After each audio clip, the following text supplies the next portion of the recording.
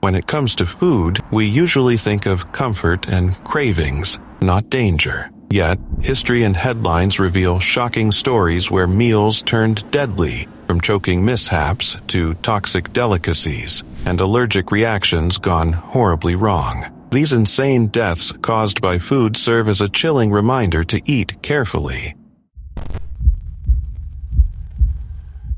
In 1955, Japan was still rebuilding from the devastation of World War II, and powdered milk was widely trusted as a modern, reliable source of infant nutrition. That trust was shattered by what became known as the Morinaga milk arsenic poisoning incident, one of the most tragic food safety disasters in the country's history. The contamination originated at a production facility operated by Morinaga Milk Industry, where an industrial-grade phosphate additive containing arsenic was used during the manufacturing process of dried milk. The additive was not properly purified, and as a result, toxic levels of arsenic entered a product intended for infants. Across Western Japan, babies who were being fed the powdered milk began to show alarming symptoms. Parents noticed vomiting, diarrhea, fever, abdominal swelling, and unusual darkening of the skin. At first, the cause was unclear, and the illnesses appeared scattered and confusing. However, as hospitals began to report increasing numbers of severely ill infants, a pattern emerged. The common factor was the same brand of powdered milk. By the time authorities identified arsenic contamination as the source, thousands of infants had already been exposed. Official figures eventually acknowledged that more than 10,000 babies were poisoned, and over 100 died, though some researchers believe the true number of affected children may have been even higher. Arsenic is a potent toxin, and infants are particularly vulnerable because of their small body weight and developing organs.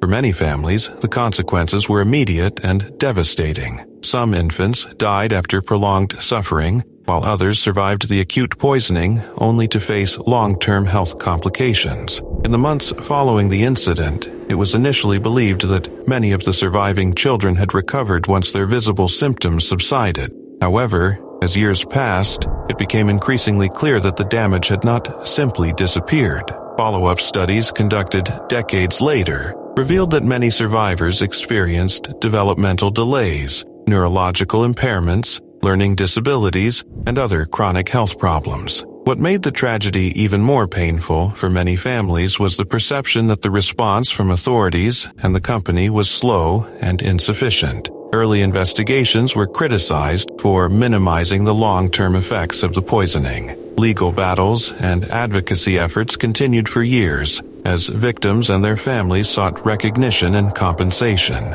The incident exposed serious weaknesses in quality control and regulatory oversight in Japan's food industry at the time. In the broader context of public health history, the Morinaga arsenic poisoning stands as a stark reminder of how industrial shortcuts and inadequate safety checks can have catastrophic consequences, especially when vulnerable populations are involved. It also underscores how the full impact of toxic exposure may not be immediately visible, with some effects emerging only years later. The disaster ultimately contributed to stronger food safety regulations and greater scrutiny of manufacturing standards in Japan, but those reforms came at an immense human cost. For many families, the event was not just a headline or a case study in public health textbooks. It was a deeply personal loss that shaped the rest of their lives. Even decades later, the incident is remembered as a cautionary tale about corporate responsibility,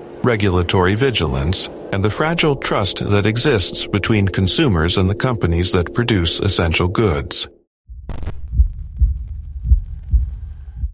In July 2015, the Calabria region in the southern Philippines faced a tragic public health crisis that would leave a lasting mark on the community. What began as a normal day for children and families quickly turned into a nightmare when nearly 1,900 people fell ill after consuming fruit-flavored candies sold by local vendors. These sweets, advertised as durian, mango, and mangosteen-flavored treats, were popular among schoolchildren who eagerly bought them from vendors outside their schools. Unfortunately, these seemingly harmless candies had been contaminated with Staphylococcus aureus, a bacterium commonly found on human skin and hair that can produce potent toxins causing severe food poisoning. Victims experienced intense symptoms, including stomach cramps, vomiting, diarrhea, dizziness, and dehydration, and hospitals across the region struggled to accommodate the sudden influx of patients. The sheer scale of the outbreak shocked local communities,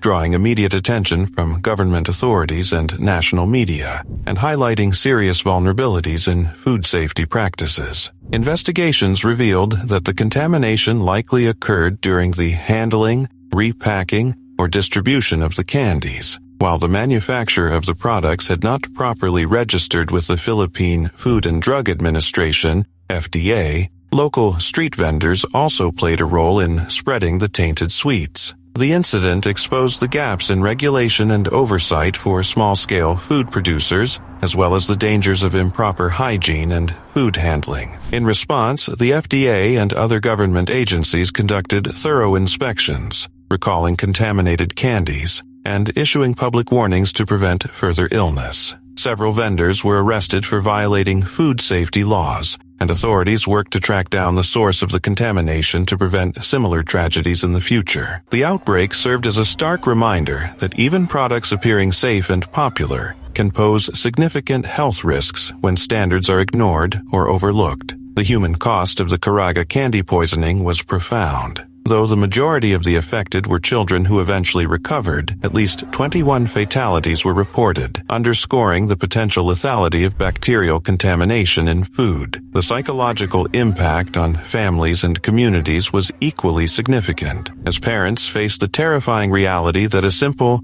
everyday treat could result in serious illness or death. The event prompted a nationwide discussion on food safety, hygiene practices, and the need for stricter monitoring of unregistered food products. It also emphasized the critical importance of public awareness, particularly among children and parents, about the dangers of consuming foods of unknown or uncertain origin. In the aftermath, lessons were learned about the necessity of proper sanitation, regular inspections, and the responsibility of both manufacturers and vendors to ensure the safety of the products they sell. While the incident itself was tragic, it ultimately strengthened public health protocols and highlighted the crucial role of vigilance in preventing foodborne illnesses. The 2015 Morinaga candy poisonings remain a sobering case study in public health and food safety. It demonstrated how quickly a popular consumer product could become a vector for illness, especially when regulations are not followed. The combination of unregistered production, poor hygiene, and widespread distribution created conditions in which a common treat became a serious health threat. Communities, authorities, and health organizations were forced to confront these realities,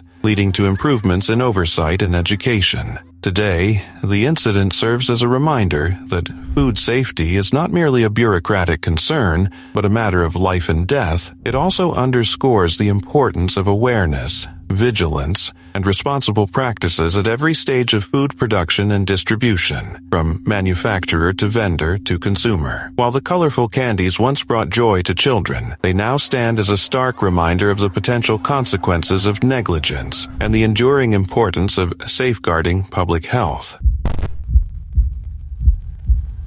In August 2025, the picturesque coastal town of Diamante in Calabria, Italy, became the unexpected setting of a tragic public health crisis when 2 people died after consuming sandwiches from a local food truck. What began as an ordinary day of street food and casual snacking quickly turned into a nightmare, revealing the hidden dangers of foodborne illnesses. The victims, a 52-year-old man and a 45-year-old woman, had no reason to suspect that their lunch would prove fatal. Health authorities later confirmed that the cause of death was botulism, a rare but severe illness caused by a toxin produced by the bacterium Clostridium botulinum. This silent and potent toxin attacks the nervous system, leading to paralysis, respiratory failure, and, if untreated, death. The speed and severity of the outbreak underscored just how quickly improperly stored or preserved foods can become life-threatening, even in settings that seem completely safe. Following the deaths, authorities acted swiftly to prevent further harm. The food truck involved in the incident was immediately sealed, and all suspect food products were confiscated for laboratory testing. Investigators meticulously examined each ingredient, focusing particularly on preserved vegetables like sima di rapa and other anaerobically stored items, which can create ideal conditions for botulinum toxin to develop. Meanwhile, hospitals across the region admitted several other individuals displaying classic botulism symptoms: blurred vision, difficulty swallowing, muscle weakness, and severe gastrointestinal distress. Emergency health services administered antitoxin treatments to those affected, highlighting the importance of rapid medical intervention in cases of suspected botulism. The incident triggered not only a public health response but also a criminal investigation, with prosecutors examining whether negligence in food preparation or storage contributed to the fatalities. The investigation extended to the food truck's owner, suppliers, and other involved parties, reflecting the serious legal implications of food safety breaches. The outbreak also served as a stark reminder of the broader risks associated with street food and improperly preserved items. Botulism, while rare, can occur when certain foods are not stored at the correct temperature or handled according to safety standards. Public health experts emphasized that the Calabria incident should prompt both consumers and vendors to exercise greater caution. Even seemingly harmless foods can harbor deadly toxins if proper hygiene and storage protocols are not followed. In addition to the human toll, the outbreak had wider social and economic effects, disrupting local food businesses and raising concern among residents and tourists alike. News outlets reported extensively on the case, emphasizing both the human tragedy and the urgent lessons in food safety. Ultimately, the Calabria botulism outbreak of 2025 is remembered not only for the lives lost, but also for the awareness it raised about the critical importance of rigorous food handling standards, rapid medical response, and public vigilance in preventing such avoidable tragedies. It stands as a somber example of how vigilance in everyday actions, from storing vegetables to monitoring street food, can mean the difference between life and death, and how even a casual meal can carry unexpected risks when safety protocols are neglected. In August 1951, the small French town of Pont-Saint-Esprit became the site of one of the most unusual and disturbing mass poisonings of the 20th century, an event that would later be remembered as Le Pain Maudit, or the Cursed Bread. The outbreak began innocuously, with residents consuming bread from a local bakery that, at the time, seemed no different from the daily staple that had nourished the town for generations. However, within a matter of days, the situation escalated dramatically. Hundreds of people began experiencing alarming physical and psychological symptoms. Initially, complaints were relatively common: nausea, vomiting, headaches, and general malaise, but these quickly intensified into convulsions, hallucinations, delirium, and severe anxiety. Some residents displayed extreme agitation or violent behavior, while others slipped into states of terrifying psychosis, unable to distinguish reality from the vivid distortions caused by the poisoning. Hospitals and temporary clinics were soon overwhelmed, and several people tragically died as a result of the contamination. The incident left the town in shock, with a population struggling to understand how a routine food source could transform into a source of such profound suffering. Investigators traced the outbreak to rye bread produced by the local bakery, which had been made using flour contaminated with ergot fungus, Claviceps purpurea. Ergot has a long history as a dangerous contaminant, known to produce potent alkaloids that affect the central nervous system and cardiovascular system. These compounds can induce a wide range of symptoms, including severe hallucinations, muscle spasms, seizures, and gangrene in extreme cases. Historical accounts of ergot poisoning, known as St. Anthony's fire, describe similar patterns of mass affliction in medieval Europe, underscoring the long-recognized potency of this fungus. In Pont Saint-Esprit, the combination of contaminated flour and widespread consumption of the resulting bread created the perfect conditions for a localized epidemic. Although ergotism is rare in modern times due to improved food safety measures, the town's experience illustrates how a single overlooked contamination can have devastating public health consequences, especially in a tightly knit community where one bakery supplied a significant portion of daily bread. Over the decades, the Pont Saint-Esprit incident has generated not only medical and historical interest, but also speculation and controversy. While the ergot explanation remains the most widely accepted, alternative theories have been proposed, ranging from chemical contamination and improper flour processing to more sensational claims involving secret experiments. Some writers have suggested that experimental drugs or even CIA testing may have contributed to the severity of the outbreak, though there is no credible evidence supporting these claims. Medical and historical reviews consistently point to ergot as the primary cause, noting that the pattern of symptoms aligns closely with known cases of ergotism. Beyond the medical and scientific analysis, the event has remained culturally significant, symbolizing the fragility of human health in the face of naturally occurring toxins and the potential for ordinary foods to become unexpectedly dangerous. The tragedy also serves as a reminder of the importance of rigorous food safety standards, early detection of contamination, and public awareness to prevent similar incidents in the future. Even more than 70 years later, the story of Pont Saint-Esprit continues to captivate scholars, journalists, and the public alike, blending the lines between historical fact, medical anomaly, and the unsettling reality of how ordinary life can be abruptly disrupted by forces beyond human control.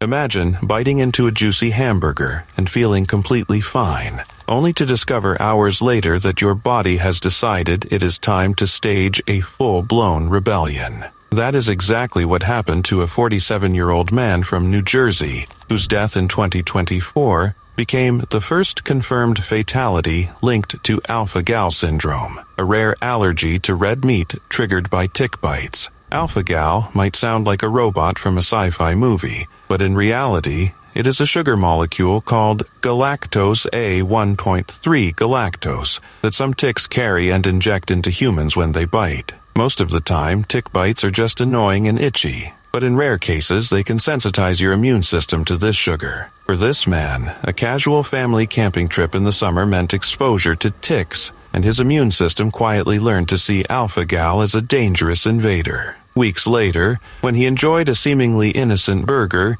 his body did not see dinner. It saw an enemy, triggering a delayed allergic reaction that ultimately proved fatal. What makes alpha-gal so sneaky is that the symptoms usually appear 3 to 5 hours after eating red meat, which can confuse both patients and doctors. Unlike peanut or shellfish allergies, where reactions are almost immediate, alpha-gal hides in the shadows, striking when you least expect it. This case was not just tragic, it was eye-opening for the medical community. Until then, alpha-gal had been associated with milder allergic reactions such as hives, nausea, vomiting, stomach cramps, or even occasional difficulty breathing. Deaths were suspected but had never been documented, making this incident a sobering reminder of how unpredictable allergies can be. When the man collapsed, initial autopsy reports did not immediately reveal the cause of death. It took detailed post-mortem testing to detect elevated tryptase levels, a marker of severe allergic reactions, along with antibodies specific to alpha-gal. These findings confirmed what doctors had feared. The seemingly harmless burger had triggered a full anaphylactic shock, shutting down his system within hours. The fact that such a fatal reaction could go unnoticed until detailed lab work underscores how critical awareness is, not just for doctors, but for anyone living in tick-populated regions. Understanding alpha-gal also means understanding the role of ticks, particularly the Lone Star tick in the United States. These ticks are spreading geographically, and with their expansion comes a rise in alpha-gal cases. The syndrome is sometimes called the southern meat allergy because of its prevalence in southern states, but reports now come from all over the country. Symptoms can vary widely. Some people develop mild skin reactions, others experience stomach distress, and a few, tragically like this man, can suffer life-threatening anaphylaxis. Even the timing of symptoms is unpredictable, making the allergy harder to catch early. There is no cure, only prevention through avoiding tick bites and, for diagnosed individuals, completely avoiding mammalian meat. Researchers are also exploring treatments such as antihistamines and emergency epinephrine, but the delayed onset still makes alpha-gal uniquely dangerous. This case has sparked renewed research interest and public health messaging, emphasizing the importance of recognizing subtle signs of an allergy that could escalate quickly. While the story is tragic, it also serves as a wake-up call. Many people may unknowingly carry alpha-gal antibodies after tick bites, eating red meat with no idea their immune system is quietly building a dangerous memory. Awareness, early detection, and proper precaution can prevent similar fatalities. The 47-year-old man's death was a grim milestone, the first time alpha-gal had officially claimed a life, but it has also galvanized doctors, researchers, and public health officials to take the condition seriously. From family camping trips to backyard barbecues, the danger can lurk anywhere, and alpha-gal syndrome proves that even something as ordinary as a hamburger can become deadly under the right circumstances. It is a story that is both cautionary and compelling, blending the mundanity of everyday meals with the shocking power of an invisible allergy, reminding us all that sometimes the tiniest creatures, a tiny tick, can have the most profound consequences. Case number 1.